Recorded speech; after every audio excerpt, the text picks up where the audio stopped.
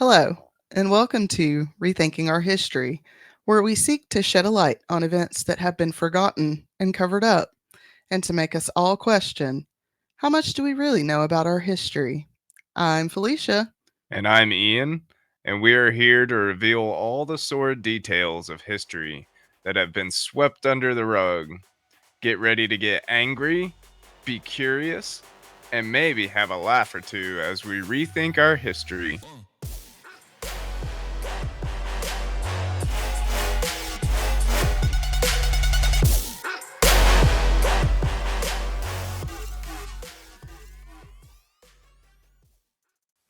Hello, friends. Hey guys. Thanks for joining us for another lesson, number 65. A couple of things at the top of the show before we get started.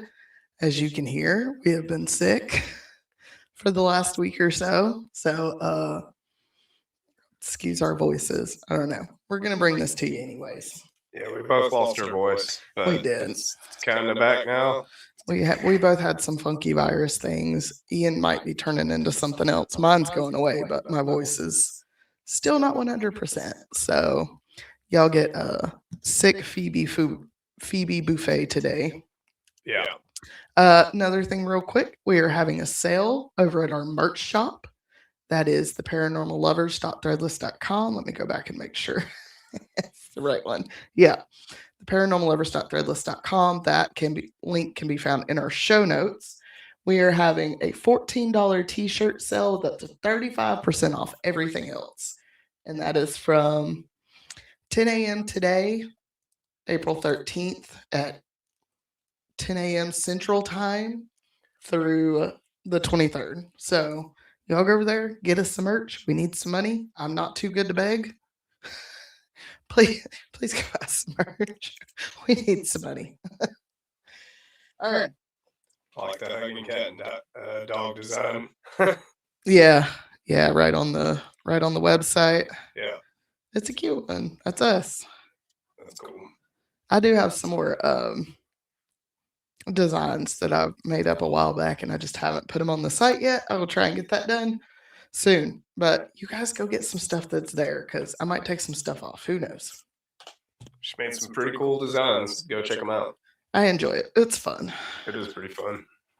All right. So this week we're back with another killer. Yeah. Killer. Technically, he is a serial killer, but not in the way we usually think.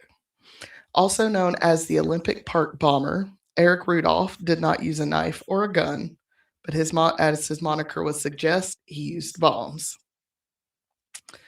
And I kind of said to Ian when we started recording, I'm surprised we haven't covered this one yet.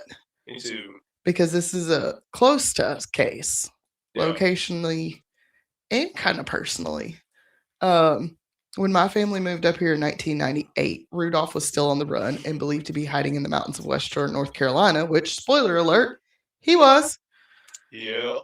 Me and my parents were living in a campground between Maggie Valley and Cherokee with nothing but canvas keeping out the outside world. And as a 12-year-old, it was pretty fucking terrifying. I bet. Because we heard about it. It was like all over the news. Eric Rudolph is loose. He was spotted over here. He's spotted over there. He's camping out in the woods. Like, what do you remember about this time? Mostly Bryson City. Yeah. People were talking about him over there, but not a lot over here. I mean, of course, the story went national. Yeah. And it's kind of crazy because I feel like a lot of people around here probably agreed with him. Probably. Because we'll get to like his motivations for these bombings. But right. So Eric Robert Rudolph was born on September 19th, 1966 in Florida. His father, Robert, died when he was only 15, and Eric, his mother, and his sisters all moved to Nantahala, which is in Macon County, right down the road. And people say it different ways, Nantahala. Like, I spell it phonetically. I say it phonetically. So, also really cool if you guys like rafting, you got to go to Nantahala and raft. Yeah. It's so much fun. It's a gorge. It is a gorge. And there's like one small rapid, so it's nothing crazy. but it is. I've been 2 times, I think, white rafting down Nantahala, and it's really fun. I'm sure. Robert attended 9th grade at the Nantahala School, but dropped out after that year to work in carpentry with his brother Daniel. When he was 18, Eric and his mom spent some time at the Church of Israel, a Christian identity compound in Missouri, which is exactly what you think it is. It's Christian Zionist It's called. or Israel Zion. How do you say it? I don't know. It's a cult. Right. That's how I say it. Okay. And of course, saying a Christian identity compound. Y'all know I've been watching Ghosts lately. Makes me think of Flower. Yeah, like that time I was in the compound or on the commune. Rudolph would go back and get his GED before he enlisted in the Army. He was sent to Fort Benning, Georgia for basic training, but was discharged from Fort Campbell in January of 1989 due to cannabis use. Oh, no. Oh, no. Smoking weed. Yeah, they got rid of that now, so you can smoke weed and be in the military, but they don't want me because I'm crazy. Right. Rudolph was a white supremacist and joined a number of these radical groups before he joined the Army of God, where he would do his bombings. His first attack would be on July 27th, 1996, at the Centennial Olympic Park in Atlanta, where the 1996 Summer Olympic Games were being held. Let's see, you would have been like 15, but you were not paying attention to the news at that age, were you? Oh, hell no. He made 2 calls to 911, warning them about the bomb before it went off, killing 1 person and injuring 111 more. According to a later statement he made, Rudolph's motives for this bombing was political. Quote, in the summer of 1996, the world converged upon Atlanta for the Olympic Games. Under the protection and auspices of the regime in Washington, millions of people came to celebrate the ideals of global socialism. Multinational corporations spent billions of dollars, and Washington organized an army of security to protect these best of all games.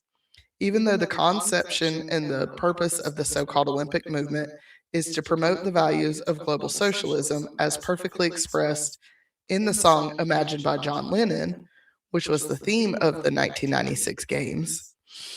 Even though the purpose of the Olympics is to promote these ideals, the purpose of the attack on July 27th was to confound, anger, and embarrass the Washington government in the eyes of the world for its abominable sanctioning of abortion on demand. The plan was to force the cancellation of the games, or at least create a state of insecurity in order to empty the streets around the venues and thereby eat into the vast amounts of money that have been invested in them, end quote. That was a long quote, but yeah, socialism and abortions. He doesn't like those things.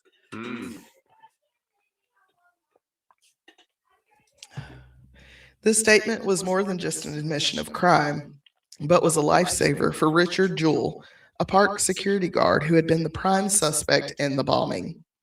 Jewell had been the first one to spot the bomb and started getting people out of the area, which at first got him dubbed a hero. But within days, the FBI was investigating Jewell, and he would deal with intense scrutiny from the media. And this is not a super in-depth episode onto these bombings, but there are other podcasts that have gone deeper into it, and the poor shit that Richard Jewell went through because people thought he was the bomber, and he's like, I was just a security guard doing my fucking job. Right. Poor guy. Rudolph would confess to bombing 3 more locations. January 16, 1997, he bombed an abortion clinic in the Sandy Springs suburbs of Atlanta. February 21st, 1997, he bombed the Other Side Lounge of Atlanta, which was a gay bar. Then on January 29, 1998, Rudolph bombed another abortion clinic, this time in Birmingham, Alabama.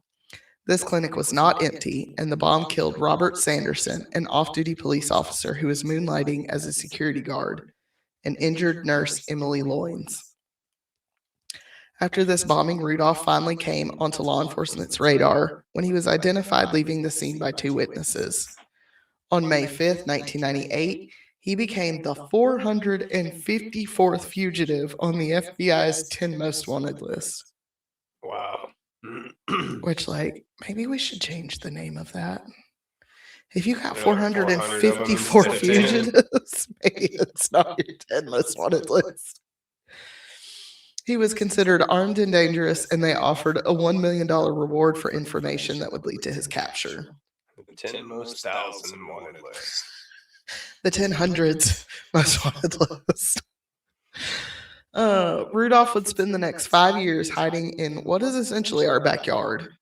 His family was questioned and placed under surveillance, especially when they were vocally supportive of Rudolph. So supportive, in fact, that his brother Daniel recorded a message to the FBI and media in which he cut off his left hand with a radial arm saw. Jesus. I'm sorry, Chantel, Wayne, dead brother Sean. I don't love none of y'all enough to chop my fucking hand off. And if you bomb people, I'm not chopping my fucking hand off. What? It would be later reattached. All right. According to Rudolph, he survived by camping in the Nantahala National Forest, where he foraged nuts, hunted salamanders. Is he the reason why we ain't got no fucking hellbenders? Did he eat all the goddamn hellbenders? Stole vegetables and grain from gardens and silos, and went dumpster diving in Murphy, which is ironic since that's how he was caught on May 31st, 2003, by a rookie police officer. Jeffrey Scott Postal was on patrol of the area when he spotted a man digging through the dumpster behind the Save-A-Lot. It was around 4 a.m, and he initially thought it was an attempted burglary. He was unarmed and did not resist when he was arrested. And it's really crazy that, like, this rookie cop is the one that caught him when FBI was out here for years. Right. For years. Here's the thing. When looking through my source notes, the FBI would not cooperate with local law enforcement.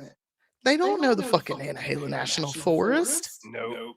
These little dickwads were just running around out in the woods, playing fucking cops and robbers or something. You have no idea what the fucking terrain's like out here. Appalachia is not to be messed with. And it was just a cop, just on a regular patrol, driving by a Save-A-Lot. Yeah, I don't even think we have a Save-A-Lot anymore. there's definitely places you can hide out here. It's mountains. And they're like old mountains, so there's like little crevices and nooks, Little caves and stuff, and yeah. all kinds of shit. Like it's rugged. It's rugged. Very rugged. And unless you like grew up in that area, You wouldn't know what to look for. you wouldn't know what to look for. You wouldn't know where to go. Like, you'd get so lost so fast. Yeah. Rudolph was formally charged by the federal government on October 14th, 2003.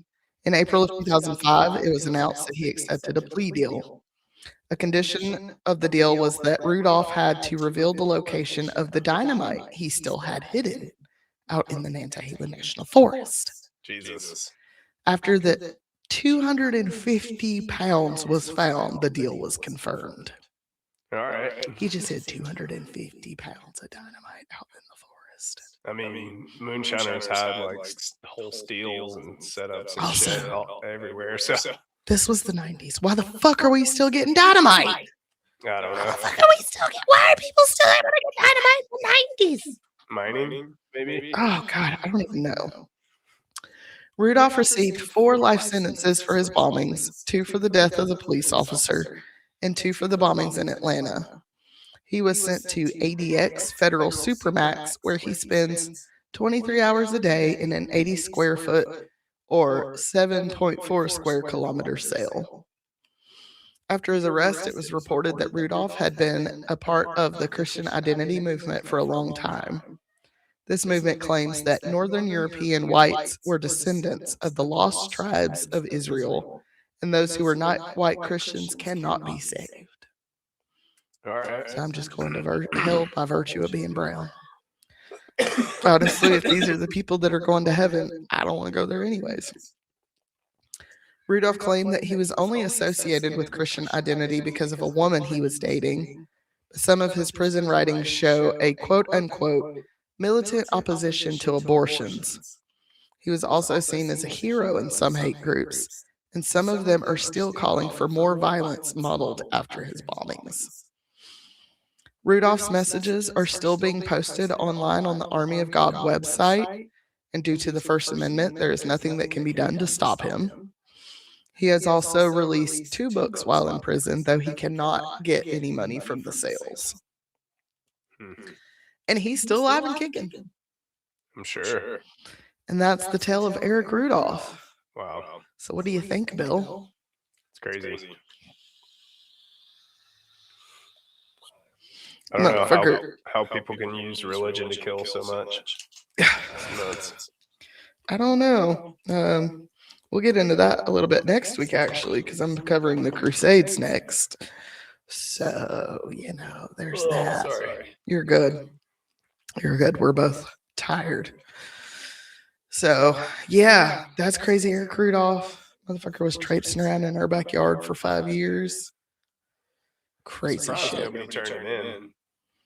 I think people were helping him. Yeah. I think a lot of people were helping him, probably like in that area in the backwoods in the 90s. Those old country folks living out in the woods. Oh yeah, you bombed an abortion and a gay bar? Yeah. Okay. Here's you some food, here's you some clothes, you can sleep in the barn. I can 100% see people like helping him out here. All right, guys. Well, thanks for being here with us today for another lesson. Hopefully we'll sound a little better next week. We hope you guys found this interesting. We hope y'all have a good week, and we will see you guys later. Love you guys. Love you. Be kind to each other. Bye. Bye.